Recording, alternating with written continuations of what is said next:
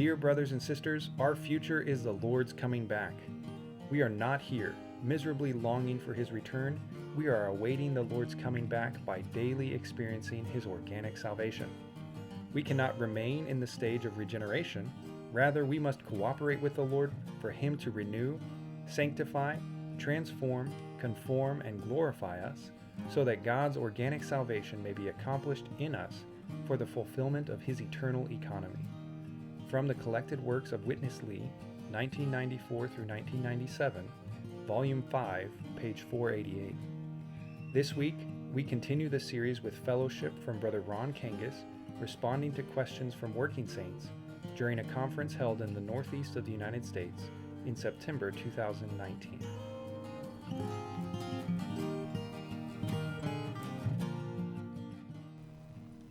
This next question will have a very short answer, not because the question is not worth it, it's because I don't know anything about this, but I need to comment on it.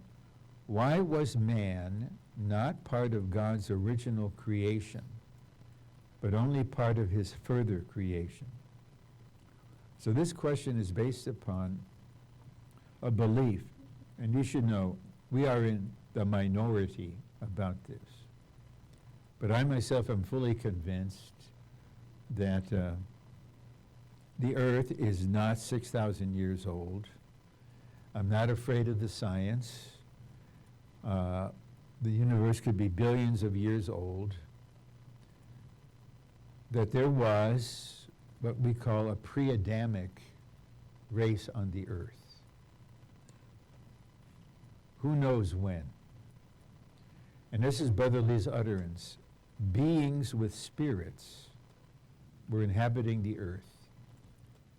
And when God judged the entire situation because Satan rebelled, then those beings with spirits, their spirits were separated from their body and became demons. So this is an understanding we have, but it's hardly the central matter of the faith. So I've thought about this a lot. And I said, who knows, that they could have been the Neanderthals, the Cro-Magnons, and now I'm poking a little jab at some discredited science. No Piltdown man. You read a textbook in the 50s, talk about the Piltdown man, then you find out there was no such thing. It was a fraud. And so it's whatever they were, I would refer to them tentatively as humanoid. But why God created them, I don't know. I just believe that it happened, and I'm sure glad He created us. And that's all I can say about that. Okay. What is your feeling concerning spending time learning from apologetic teachers such as Ravi Zacharias and others? Okay. What is my feeling? Okay. Well, I have a big library at home. I have another big library in my office. I read a lot. I keep up to date with theological trends.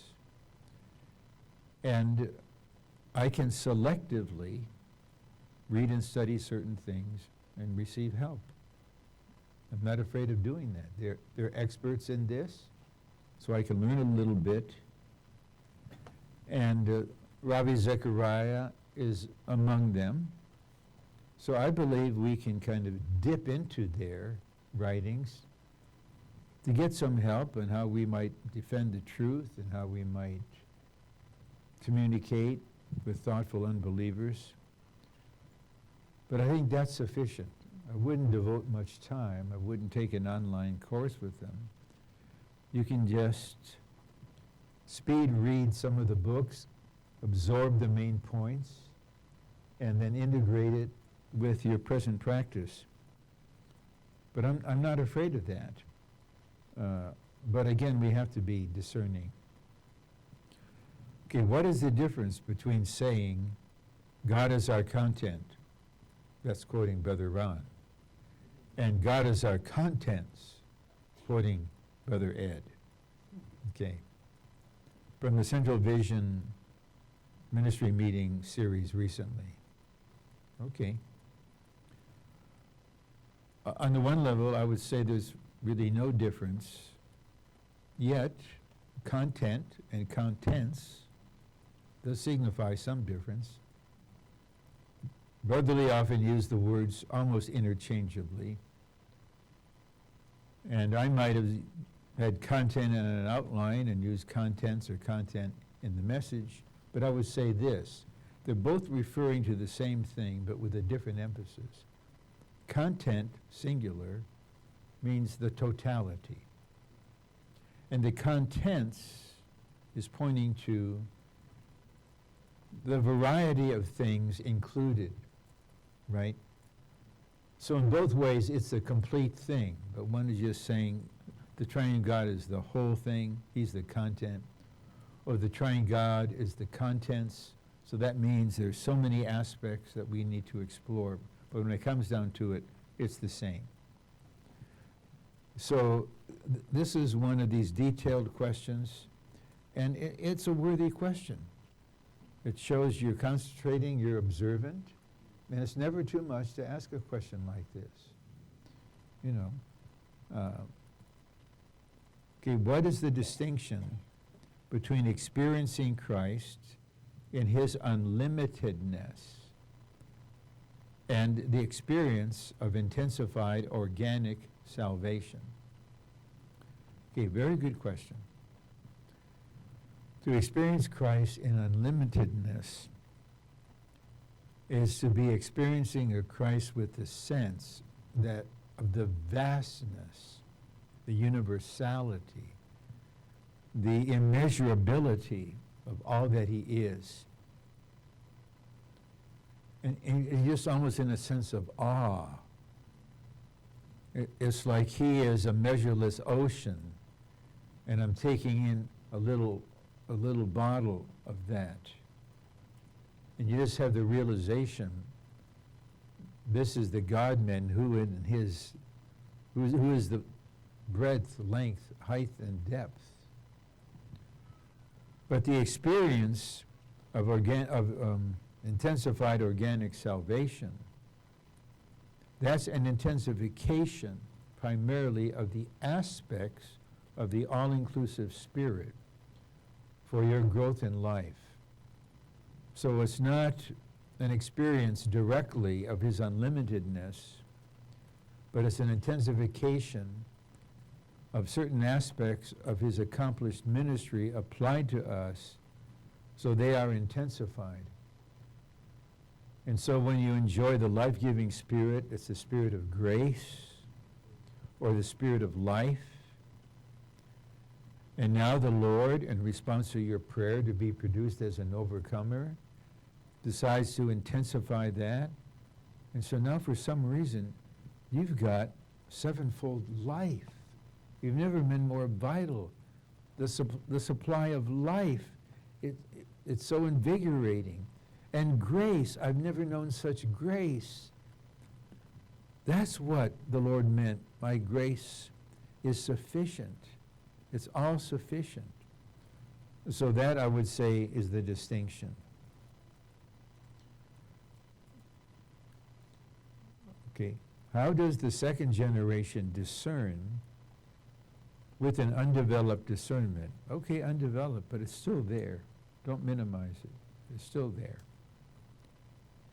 What they received from the first generation, who, out of love and concern, may pour out indiscriminately to the younger ones. Okay, I'll be frank in relation to the older ones, and I'm not trying to put any reservations in you, but you need to discern between their genuine fellowship and opinions from old people. See? You don't have to take opinions. And that is the snare. There are snares at various stages of our growth in life. So those that are younger, not yet much into middle age, is barely entering into it, then the snare could be the ambition to be something. And then when you enter middle age, from there until well into the 60s, you've been here for a long time, you think you're a hero. Look at all my medals, all I've been through. But then the real snare for the older saints is that you become opinionated. And this may sound rather crude, but there is a huge difference between a mature elderly sister who understands your situation and cherishes you and nourishes you and supplies you, and an opinionated old lady. So I'm not saying you label this one as this and this one as that. You don't have to be subject to that. Actually, we don't have to be subject to any opinions like that. So if we can discern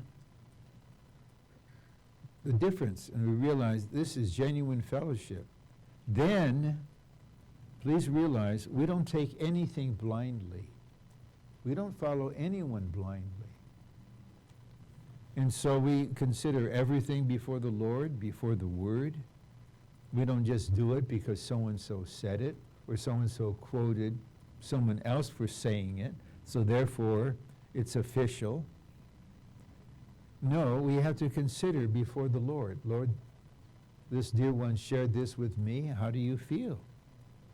And then you'll get the benefit, but also be protected from becoming opinionated. And then maybe you'll pray at least once a preemptive prayer.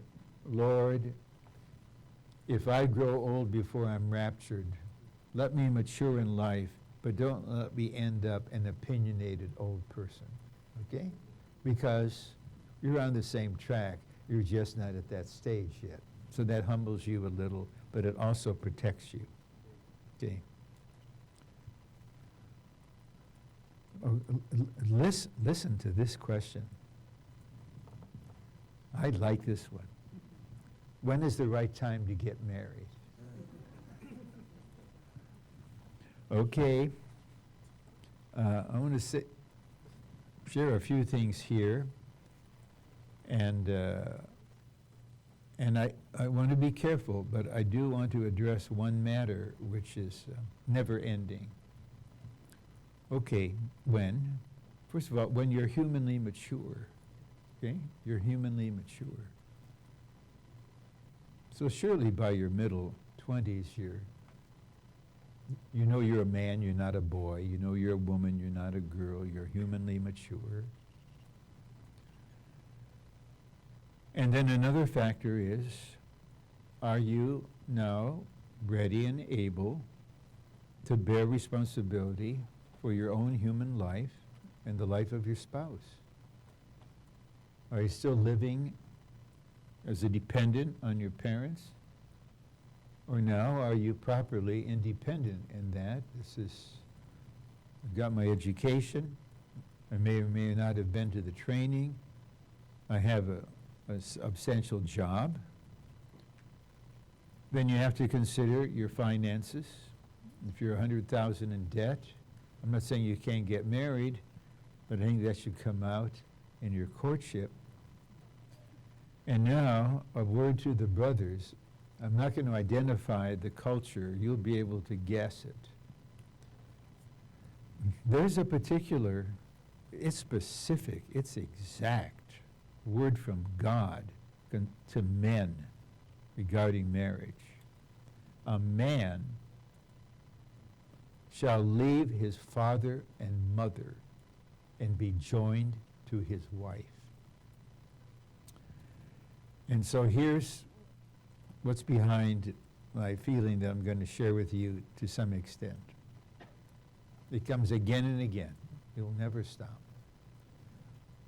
I got an email, a thoughtful email from a sister who's in a very, very good courtship with a brother. It's interracial. And his parents do not agree with their son considering marrying her. Because they require this, two things. She must be from our racial group. She's this, and she must be from our part of the earth. And she must be a doctor.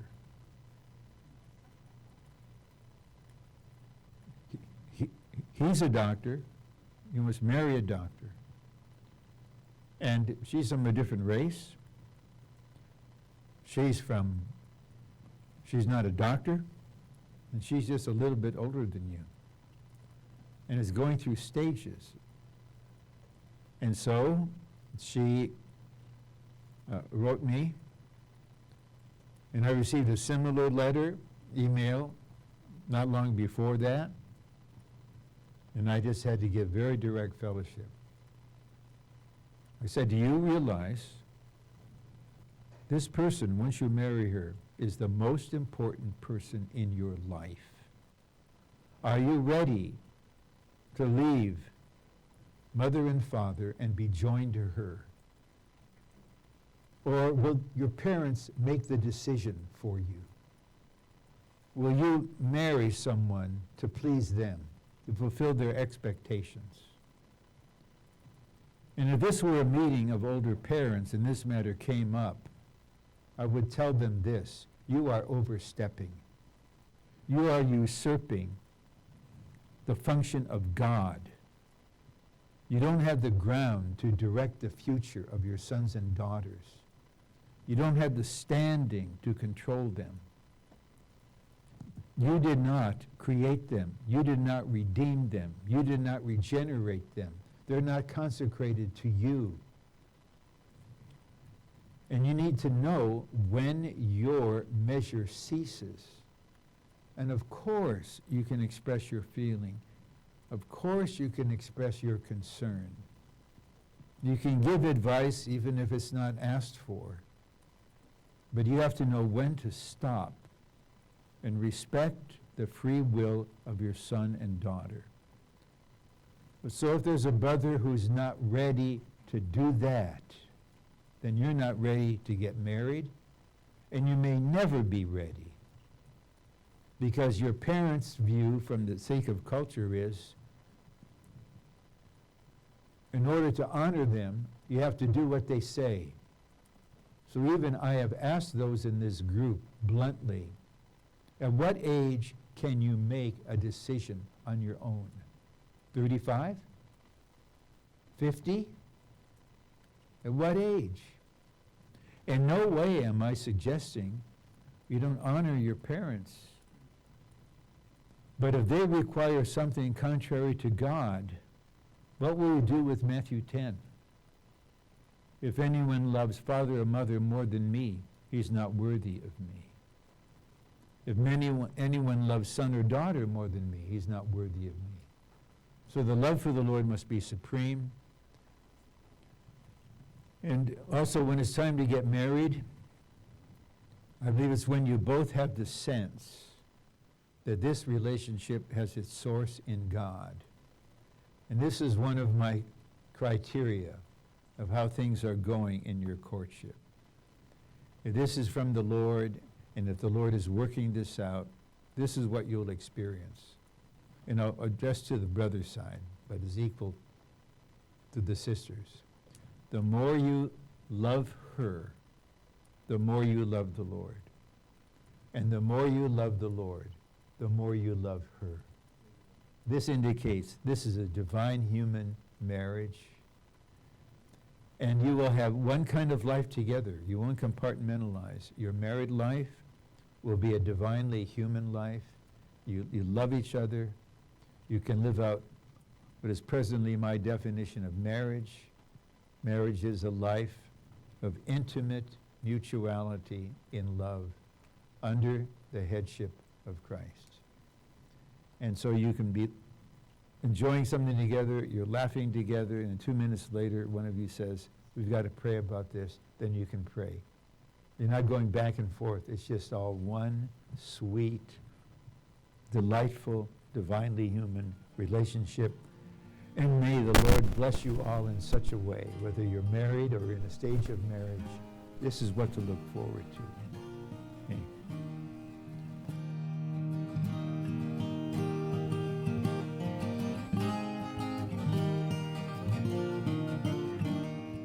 Thank you for joining us today. To hear the complete recording and other messages, please visit livingtohim.com. If you would like to receive regular updates from us, please subscribe to this podcast and join our mailing list on our website. You can also find us on Facebook, Instagram, and YouTube, where our handle is @livingtohim.